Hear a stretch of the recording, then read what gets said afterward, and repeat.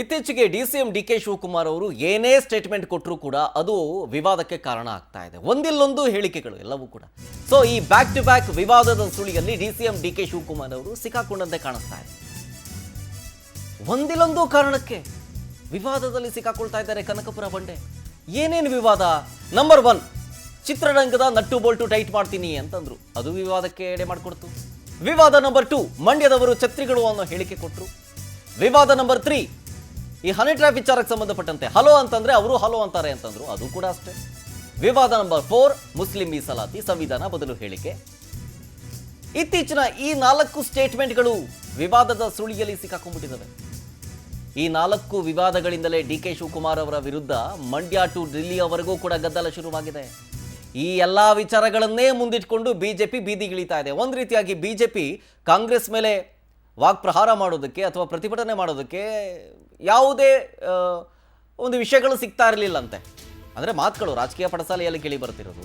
So ಹಿಂಗೆ statement ಕೊಟ್ಟು ಅವರೇ ದಾರಿ ಮಾಡ್ಕೊಡ್ತಾ ಇದ್ದಾರೆ ನಮಗೆ ಈಸಿಯಾಗಿ ಅಂತ ಬಿಜೆಪಿ ನಾಯಕರು ತಿಳ್ಕೊಂಡು ಈಗ ಬೀದಿ ಇಳಿಯೋದಕ್ಕೆ ಮುಂದಾಗ್ತಾ ಇದ್ದಾರೆ. ಸಂಸತ್ನಲ್ಲೂ ಅಷ್ಟೇ ಇದೇ ವಿಚಾರವನ್ನು ಪ್ರಸ್ತಾಪ ಮಾಡಿ ಗದ್ದಲ ಎಬ್ಬಿಸಿದ್ರು ಬಿಜೆಪಿ. ಡೀಟೇಲ್ಸ್ ಕೊಡ್ತಾರೆ ಇದ್ರ ಬಗ್ಗೆ ನಮ್ಮ ಪ್ರತಿನಿಧಿ ಆನಂದ್ ಲೈವ್ನಲ್ಲಿ. ಆನಂದ್, ಈಗ ಬಿಜೆಪಿಗೆ ಇದೊಂದು ರೀತಿಯಾಗಿ ಅಸ್ತ್ರ ಆಗಿಬಿಟ್ಟಿದೆ. ಡಿಕೆ ಶಿವಕುಮಾರ್ ಅವರು ಏನೇ ಹೇಳಿಕೆಯನ್ನು ಕೊಟ್ಟರು ಕೂಡ ಅದು ವಿವಾದಕ್ಕೆ ಕಾರಣ ಆಗ್ತಾ ಇದೆ. ಇದೊಂದು ರೀತಿಯಾಗಿ ಬಿಜೆಪಿಗೆ ಸುಲಭ ಅಂತ ಅನಿಸ್ತಾ ಇದೆ. ಈ ಎಲ್ಲ ಹೇಳಿಕೆಗಳನ್ನ ಇಟ್ಕೊಂಡು ಈಗ ಬಿಜೆಪಿ ಯಾವ ರೀತಿ ಹೋರಾಟವನ್ನು ಮುಂದುವರಿಸಬೇಕು ಅಂತ ಪ್ಲಾನ್ ಮಾಡ್ಕೊಂಡಿದೆ ಅಂತ. ಶರತ್, ಪ್ರಮುಖವಾಗಿ ಡಿ ಕೆ ಶಿವಕುಮಾರ್ ಅವರು ಸಾಲು ವಿವಾದಗಳನ್ನು ಮೈ ಮೇಲೆ ಹೇಳಿಕೊಂಡಿರ್ತಕ್ಕಂಥದ್ದು. ಅವರು ಪ್ರಮುಖವಾಗಿ ಶತ್ರು ಸಂಹಾರ ಯಾಗ ಮಾಡಿಸಿದ್ರು, ಮತ್ತೊಂದು ಕಡೆ ಪ್ರತ್ಯಂಗರ ದೇವಿ ಹೋಮವನ್ನು ಮಾಡಿಸಿದ್ರು ಕೂಡ ಅವರು ಸಂಕಷ್ಟಗಳಿಂದ ಪಾರಾಗ್ತಾ ಇಲ್ಲ. ಪ್ರಮುಖವಾಗಿ ಒಂದಲ್ಲ ಎರಡಲ್ಲ 4 ವಿವಾದಗಳಲ್ಲಿ ಡಿ ಕೆ ಶಿವಕುಮಾರ್ ಅವರು ಈಗ ಸಿಲುಕೊಂಡು ಹೈಕಮಾಂಡ್ಗೂ ಕೂಡ ಮುಜುಗರವನ್ನು ತಂದೊಡ್ಡಿರ್ತಕ್ಕಂಥದ್ದು. ಪ್ರಮುಖವಾಗಿ ಚಿತ್ರರಂಗದ ವಿರುದ್ಧ ನೆಟ್ಟು ಬೋಲ್ಟ್ ಟೈಟ್ ಮಾಡೋದು ಗೊತ್ತಿದೆ ಅನ್ನೋ ಒಂದು ಹೇಳಿಕೆಯನ್ನು ಕೊಟ್ಟರು. ಅಂದರೆ ಇವರ ಮೇಕೆದಾಟು ಪಾದಯಾತ್ರೆಗೆ ಚಿತ್ರರಂಗದವರು ಸಪೋರ್ಟ್ ಮಾಡಿಲ್ಲ ಅಂತ ನೆಟ್ಟು ಬೋಲ್ಟ್ ಟೈಟ್ ಮಾಡ್ತೀನಿ, ಅದು ಹೇಗೆ ಟೈಟ್ ಮಾಡಬೇಕು ಅನ್ನೋದು ನನಗೆ ಗೊತ್ತಿದೆ ಅನ್ನೋದು ಮಾತನ್ನು ಹೇಳಿದ್ರು. ಈ ವಿಚಾರದ ಬಗ್ಗೆ ಇಡೀ ಚಿತ್ರರಂಗ ಡಿ ಕೆ ಶಿವಕುಮಾರ್ ಅವರನ್ನ ಈಗ ವಿಲನ್ ರೀತಿ ನೋಡ್ತಾ ಇರ್ತಕ್ಕಂಥದ್ದು. ಮತ್ತೊಂದು ಕಡೆ ಕೆಪಿಸಿಸಿ ಕಾರ್ಯಕ್ರಮ ಒಂದರಲ್ಲಿ ಮಂಡ್ಯದವರನ್ನ ಉದ್ದೇಶಿಸಿ ಮಂಡ್ಯದವರು ಛತ್ರಿಗಳು ಅನ್ನೋದು ನನಗೆ ಗೊತ್ತಿದೆ ಅನ್ನೋ ಒಂದು ಮಾತನ್ನು ಹೇಳ್ತಾರೆ. ಈ ಮೂಲಕ ಮಂಡ್ಯ ಜನರ ಒಂದು ಆಕ್ರೋಶಕ್ಕೂ ಕೂಡ ಡಿ ಕೆ ಶಿವಕುಮಾರ್ ಅವರು ಗುರಿಯಾಗಿರ್ತಕ್ಕಂಥದ್ದು.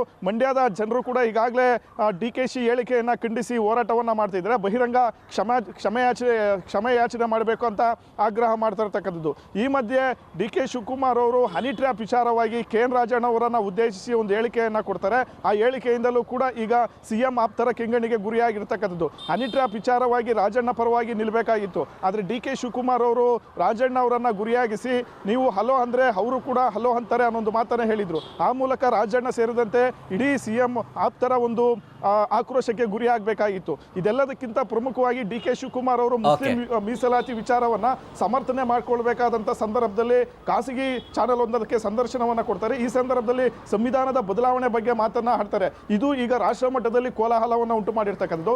ಜೊತೆಗೆ ಹೈಕಮಾಂಡ್ ನಾಯಕರನ್ನು ಕೂಡ ತೀವ್ರವಾದಂಥ ಒಂದು ಮುಜುಗರಕ್ಕೆ ಈಡು ಮಾಡಿದೆ. ಆ ಕಡೆ ಸಂಸತ್ನಲ್ಲಿ ಬಿಜೆಪಿ ನಾಯಕರು ಹೋರಾಟ ಮಾಡ್ತಿದ್ರೆ, ಈ ಕಡೆ ರಾಜ್ಯಾದ್ಯಂತ ಬಿಜೆಪಿ ನಾಯಕರು ಡಿ ಕೆ ಶಿ ವಿರುದ್ಧ ಕರೆಯನ್ನು ಕೊಟ್ಟಿರ್ತಕ್ಕಂಥದ್ದು. ಹಾಗಾಗಿ ಡಿ ಕೆ ಶಿವಕುಮಾರ್ ಅವರ ಈ ಒಂದು ವಿವಾದಗಳಿಂದ ಪಕ್ಷಕ್ಕೂ ಮತ್ತು ಸರ್ಕಾರಕ್ಕೂ ಕೂಡ ತೀವ್ರವಾದಂಥ ಒಂದು ಡ್ಯಾಮೇಜ್ಗಳಾಗ್ತಿದೆ.